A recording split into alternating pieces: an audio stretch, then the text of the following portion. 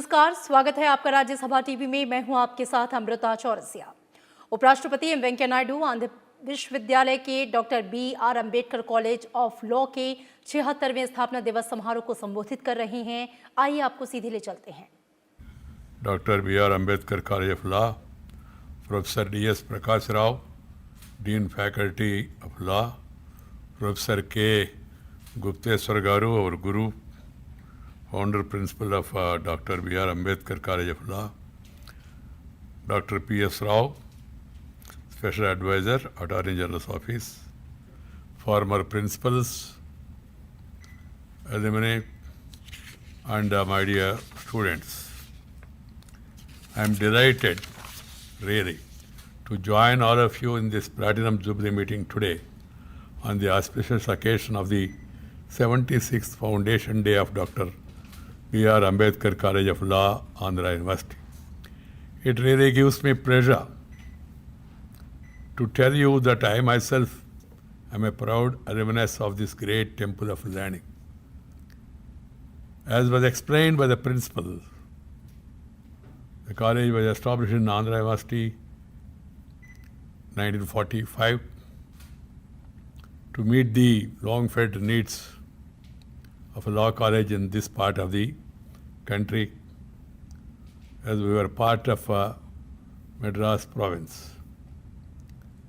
On this momentous occasion of celebrating Platinum Jubilee, we must remember with gratitude the great visionary Dr. C.R. Reddy, the founder of our university, whose foresightedness led to the establishment of this institution of great stature. Dr. Kattamanchi Ramananga Reddy Garu, in consultation with jurists like Lionel Leach, Chief Justice of the then Madras, Sri P.V. Rajamannar, the then Advocate General of Madras, Sri V. Govindachari, Advocate, and a few others, laid the foundation for this college. It had a illustrious journey in 1945 and was inaugurated by the legendary judge of the Madras High Court, Sri P.V. Rajamannar.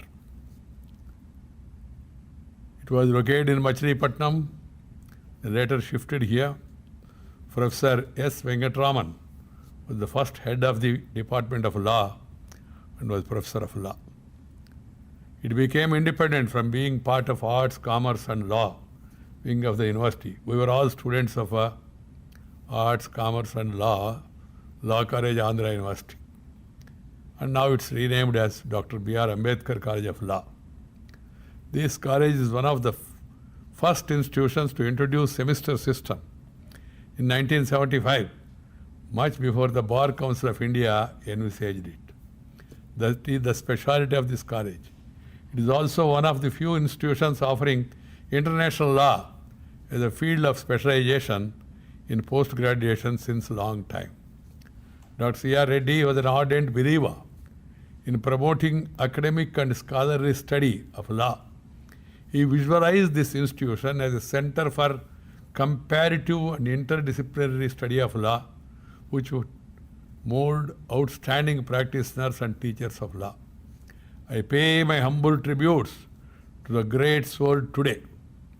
As a matter of fact, I spent some of the most significant and memorable years of my life as a student reader, and a prominent personality of Jayandhra movement in Visakhapatnam and the then Andhra region. I was initially imprisoned in Visakhapatnam and later shifted to Mushirabad jail in Hyderabad during the infamous emergency. In all, I was in prison for about 17.5 months.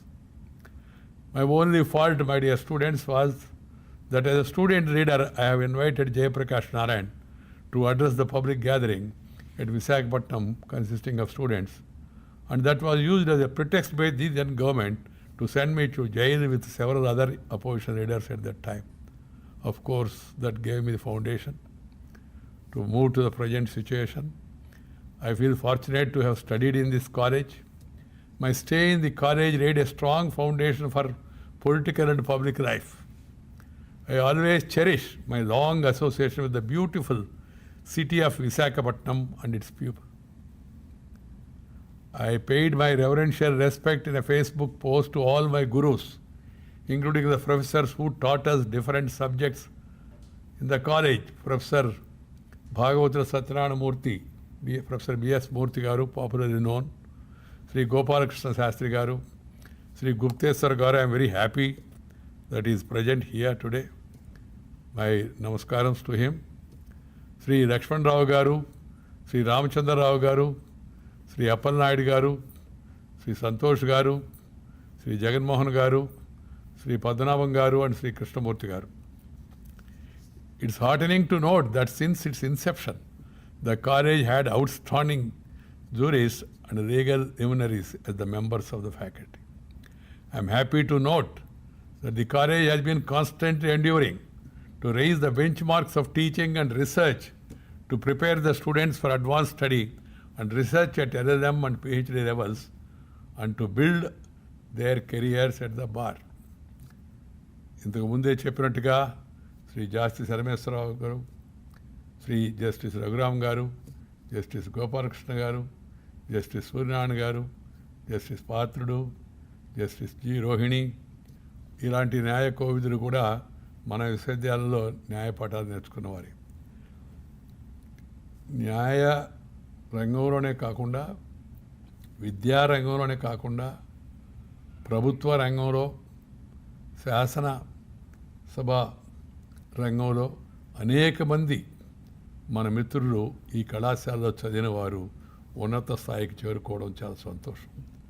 1000 మైళ్ళ ప్రయాణమైనా ఒక్క అడుగుతో మొదలు పెడతాం అన్నట్టుగా నేను ఎమ్మెల్యేగా, రాజ్యసభ సభ్యుడిగా, కేంద్ర మంత్రిగా, రాజకీయంగా ఎన్నో మెట్లెక్కి రాజ్యాంగబద్ధమైన ఉపరాష్ట్రపతి స్థానానికి చేరుకోవడంలో నా మొదటి అడుగు ఆంధ్ర విశ్వవిద్యాలయ న్యాయ కళాశాల ఆ మెట్టు నుంచే ప్రారంభమని చెప్పడానికి నేనేమాత్రం సందేహించను. ఆంధ్ర విశ్వవిద్యాలయంలో ఏబీపీ అధ్యక్షుడిగా ఉన్నప్పుడు, కార్యదర్శిగా ఉన్నప్పుడు నేను నేర్చుకున్న నాయకత్వ లక్షణాలతో జీవితంలో వెనుదిరిగి చూసే పరిస్థితే రాలేదు. ఆంధ్ర విశ్వవిద్యాలయంలో నాతో పాటు ఎంతోమంది ఇందాక చెప్పినట్టుగా మిత్రులు కేంద్ర రాష్ట్ర రాజకీయాల్లో తమ వంతు పాత్ర పోషించే విధంగా అనేక మందిని తీర్చిదిద్దారు. శ్రీ బాలయోగ్ గారు మన భారతదేశ లోక్సభ స్పీకర్గా పనిచేశారు వాజ్పేయి గారి హయాంలో. ఈ యూనివర్సిటీలో చదివిన ఎర్రమనాయుడు గారు కేంద్రంలో మంత్రిగా పనిచేశారు. శ్రీ జేడి శ్రీరామ్ గారు, శ్రీ పళ్ళంరాజు గారు, శ్రీమతి పనమాక లక్ష్మి వీరు కూడా కేంద్ర మంత్రులుగా పనిచేశారు. ఇక్కడే చదివిన హరిబాబు గారు ఇదే విశాఖపట్నం ఎంపీగా సేవలు అందించారు. చాలామంది నాయకులకు యూనివర్సిటీ శిక్షణా కేంద్రంగా నిలిపింది. Reserve Bank of India governor పదవి నిర్వహించిన దూరు సుబ్బారావు గారు లాంటి ఆర్థికవేత్తల్ని, ప్రముఖ పారిశ్రామికవేత్తలంటే జిఎంఆర్ వంటి పారిశ్రామికవేత్తల్ని, భారతరత్న సిఎన్ఆర్ రావు లాంటి చరిత్రకారులను, సర్వేపల్లి రాధాకృష్ణ కుమారుడు, సర్వేపల్లి గోపాల్ లాంటి విద్యావేత్తల్ని మన విశ్వవిద్యాలయం సృజించింది. అందువలన నేను ఎప్పుడూ ఈ కళాశాలలో గడిపిన రోజులు మర్చిపోలేను. అవి ఎంతో మధురమైనవి. చాలా నాకు అనుభవాలు నేర్పినవి. Platinum Jubilee is a major milestone for any institution, my dear students. It's an occasion not only to list out the achievements, but also to introspect and chalk out a road map for the future. Please note this. Staff and students must remember this. Introspection and chalk out a road map for the future. Let me take this opportunity to congratulate each and every one of you on this pious occasion. My dear sisters and brothers, it is also appropriate that this college has been named after one of the most eminent jurists India has ever seen, the chief architect of our constitution, Dr. Bhimrao Ramji Ambedkar. Dr. Ambedkar was a multifaceted genius, a visionary statesman, a philosopher, a towering intellectual, eminent jurist, great economist, a writer, social reformer, and a humanist for excellence. The nation will be ever grateful to this iconic leader for his stellar contribution in drafting the Constitution and for his pioneering role in guiding the nation at a very critical juncture. Dr. Ambedkar left an indelible imprint on the sands of time, and his thoughts are relevant for all times. Indeed, he was the messiah of the oppressed and depressed people. All through his life, he strove to dismantle the caste barriers and ensure equality for all people. He strongly believed in gender equality and emancipation of women through education. He famously said, quote, "Political democracy cannot last unless there lies at the base of it social democracy." Social democracy. What does social democracy mean? It means a way of life which recognizes liberty, equality, and fraternity as the principles of life. As students of law, I ask each and every one of you to understand the life and work of Dr. Ambedkar and to draw inspiration from it so that you may serve this nation to the best of your ability. My dear young friends, you have the good fortune of being enlightened in the portals of a premier education institution. As inheritors of the legacy of Dr. Bhimrao Ramji Ambedkar and as budding lawyers, each one of you must always strive to protect the Constitution. Please remember that several eminent legal luminaries played a crucial role in laying strong foundation for our democratic republic. The tallest leaders of our freedom struggle, from Mahatma Gandhi to Bal Gangadhar Tilak to Chakravarti Rajagopalachari, Lala Lajpat Rai and Tuguturu Prakasam Panturu were all lawyers.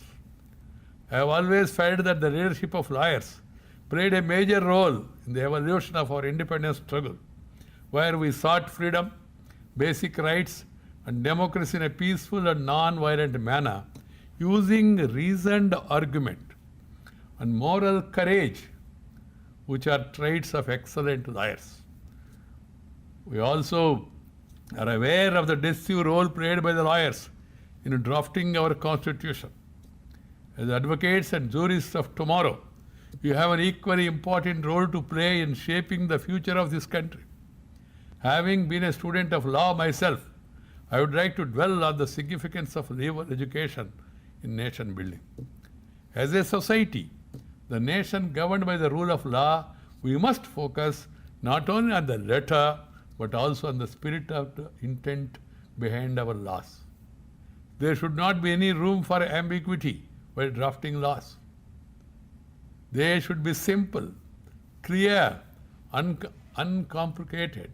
Any ambiguity can lead to the possibility of misinterpretation and misuse that should be totally avoided. It's very, very important. Now we are seeing how the litigations are continued, how interpretation, misinterpretation of various laws are being made. The law must be clear, intent, purpose, and the language must be very, very clear. Although many youngsters are joining law courses and becoming lawyers, there continues to be manpower shortage. We need to study the reasons for the same and take remedial steps. And I must say that law colleges are being opened in every town. Okay, one way it's a good thing, but they don't have adequate staff, proper infrastructure. Then you can't expect them to gain the needed knowledge. So care has to be taken to see that the needed infrastructure is created, then only permission should be given. And also the academic support has to be seen with quality, then only you will be able to have quality education. What is required is the quality, not the quantity. I feel the judiciary should also focus on this issue.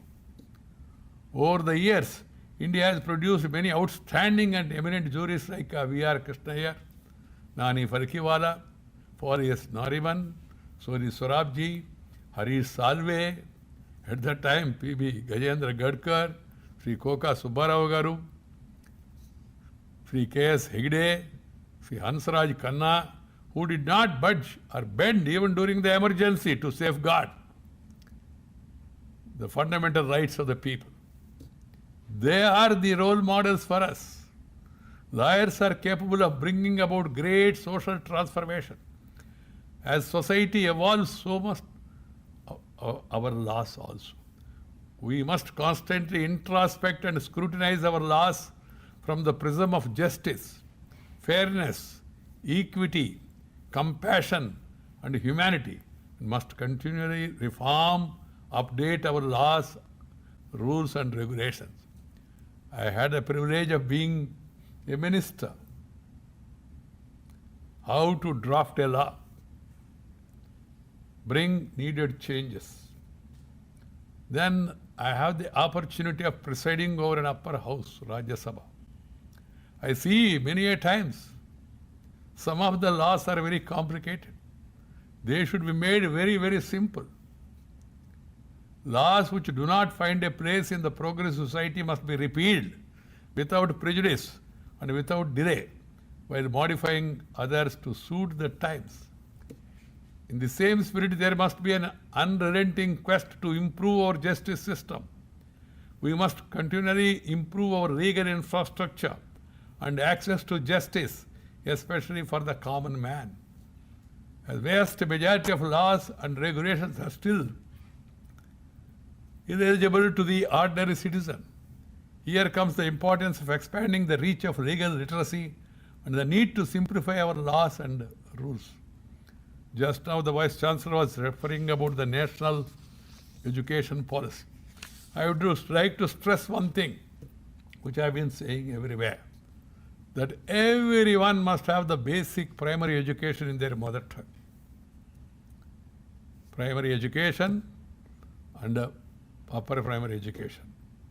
I go a step further, and in the due course of time, we must strive hard to see that all our systems in public life, the mother tongue is allowed to be used, practiced, propagated, whether it is education, whether it is governance, whether it is judiciary. The people must be able to speak, to argue, to write in their mother tongue so that they will be able to express freely. This is the need of the hour. Otherwise, you will not be doing justice to the common people of the country. English will be there. One has to learn English also. Learn Hindi also, no problem. But please focus on your mother tongue, which will be useful to you to make your views very clear, articulate better in a befitting manner in your beautiful language. It is not sufficient to take justice to people. We must also ensure that the intricacies of the legal system are understood by them in the languages they speak and understand. I have seen that the present government, have nullified more than 1,600 obsolete laws. There are still some more. States and centers must focus attention on this and try to really annul the laws which have become redundant. Secondly, to simplify laws, simplify. They also need to make delivery of justice speedier and affordable.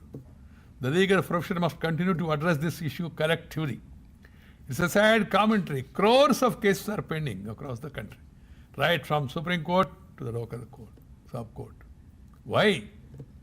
Why this delay? This has to be understood and serious introspection has to take place. I am aware that there are people who are the helm of judiciary today, including in our meeting. Everyone, government, law and justice department, the leadership of the country, the Supreme Court, highest court of the land, the various high courts, they must all introspect why cases are pending in this much big number. If a criminal case comes for hearing, final hearing after 21 years, 22 years, are we doing justice? This has to be really understood seriously. I am saying it with all pain as the Vice President of India, because we are seeing that cases are dragging on. And sometimes people complain, advocates also are asking for adjournment, postponement. And then you adjourn it for 4 months, 5 months. This is a very serious issue. As we all say, and we quote it also, justice delayed is denied. And it is becoming costly. This is another aspect. I am surprised to find that you are developing thousands of lawyers, but only few lawyers, they shine in the High Court. Few lawyers, they are there in the Supreme Court, who are in this thing news for important cases. Why? Why not? Is there dearth of talent? Are there lack of opportunities?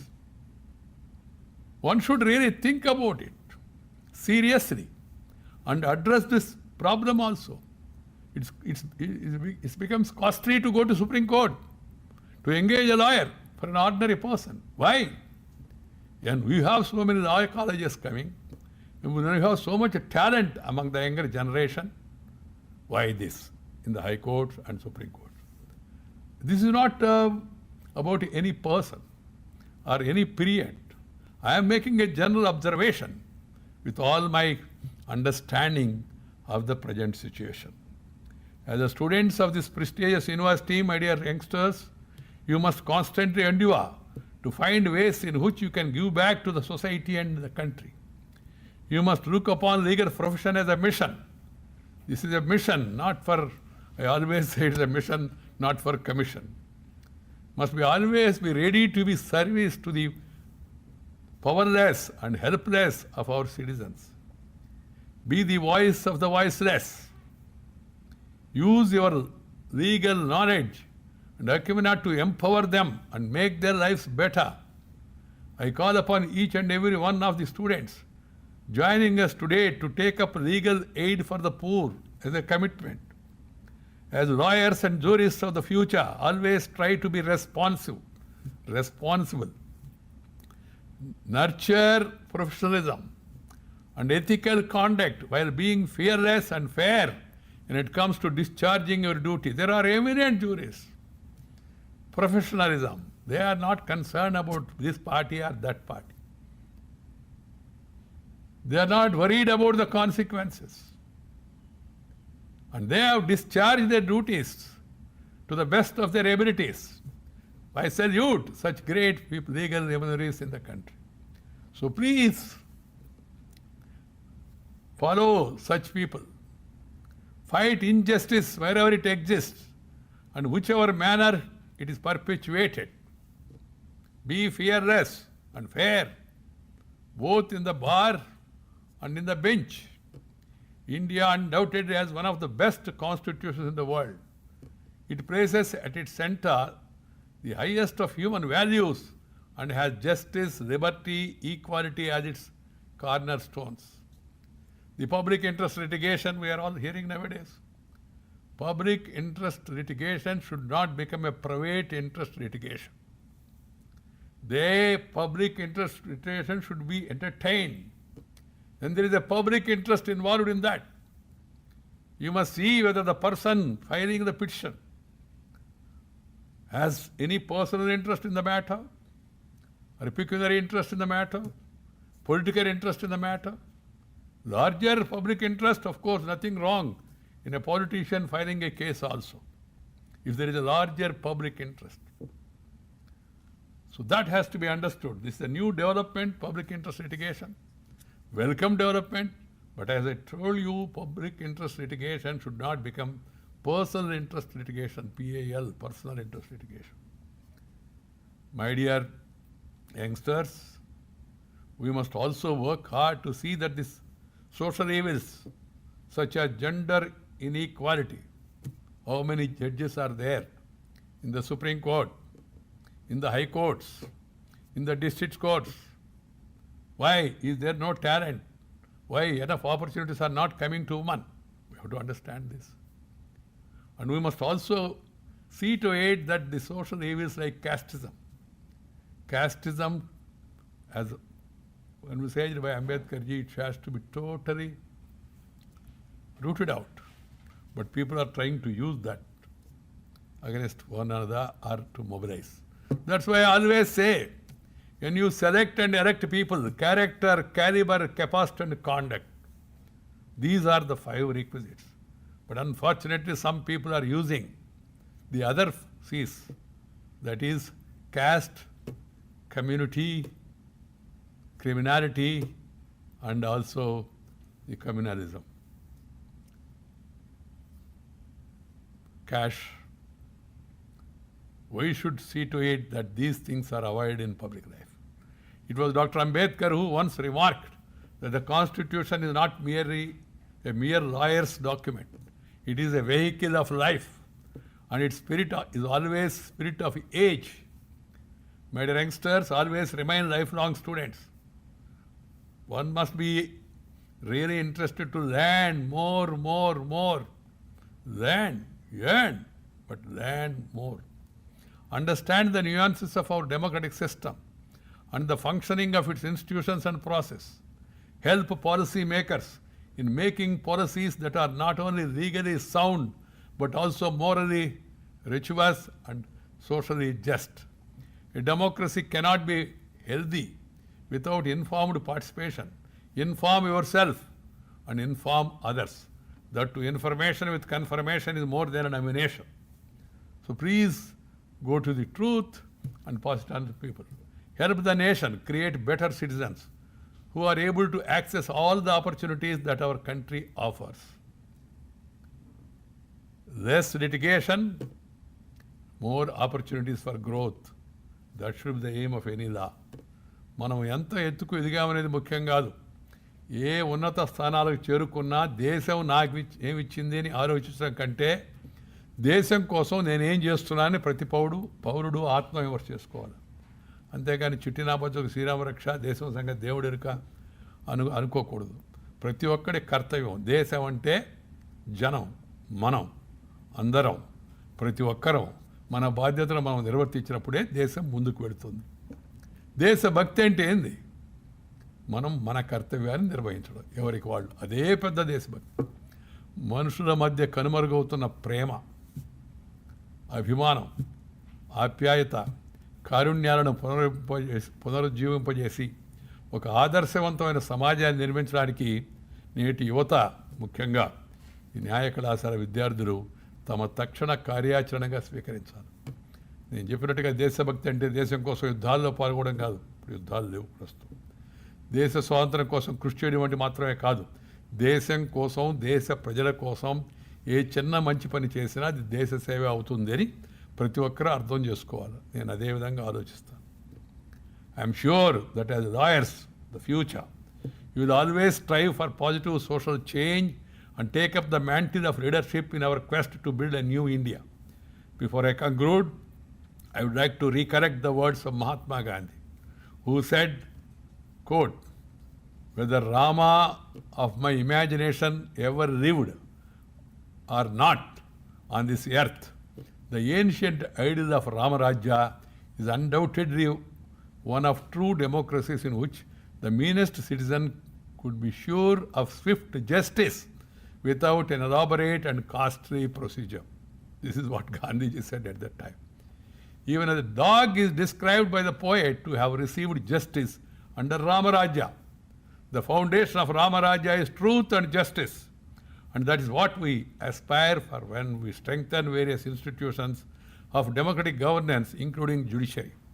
Tomorrow, as we are going to witness a historic event at Ayodhya, an event that connects most of us to our illustrious cultural heritage, an event that makes us recollect Ramayana, the timeless epic written at least 2000 years ago, that has become a part of our collective consciousness. It is indeed a moment of spontaneous celebration because we are bringing the glory of the past alive and enshrining the values we cherish. Rama is an embodiment of Indian culture. He is an ideal king, an ideal human being. He combines in himself some of the finest qualities of human being can aspire to imbibe. On this auspicious occasion, as we start rebuilding the ancient temple on the 5th August tomorrow, 2020 at Ayodhya for Rama, whether you consider him as God or not, but he is a great son of this great country, is an embodiment of our culture. This is the desire of the people. It will be good to understand the spread, the universal message of Ramayana, the remarkable Indian epic, and enrich our lives based on its rich foundation values. Once again, let me congratulate all of you on the 76th foundation day of this Dr. Bhimrao Ramji Ambedkar College of Law, Andhra University, my university. May this institution keep molding lawyers of exceptional caliber and unblemished character and scale greater heights in the time to come. I wish each one of you, every one of you, the very best in your future. My dear youngsters, because of little emotion of my attending the function of my college, I spoke little elaborately. Of course, I conveyed it to our principal also on this occasion, and I am very happy to be admitted. I would have been much more happy if I am able to come to Visakhapatnam, be in the university premises, spend some time with all you youngsters. But you know, because of the pandemic, we are not able to do it. That's why instead of actual, this virtual, we are meeting here today. లేకుంటే నేను సొంతంగా వచ్చి ఉండేవాడిని స్వయంగా నేరుగా విశాఖపట్నానికి, మన విశ్వవిద్యాలయానికి, మన న్యాయ కళాశాలకి కొంత సమయం మీతో గడిపి ఉండేవాడిని. అవకాశం లేదు కాబట్టి ఈ మాధ్యమం ద్వారా మిమ్మల్ని అందరినీ కలవడం, మీతో మాట్లాడేంటే అవకాశం లభించింది. మీ అందరికీ అభినందనలు, ధన్యవాదాలు, నమస్కారం. జై హింద్.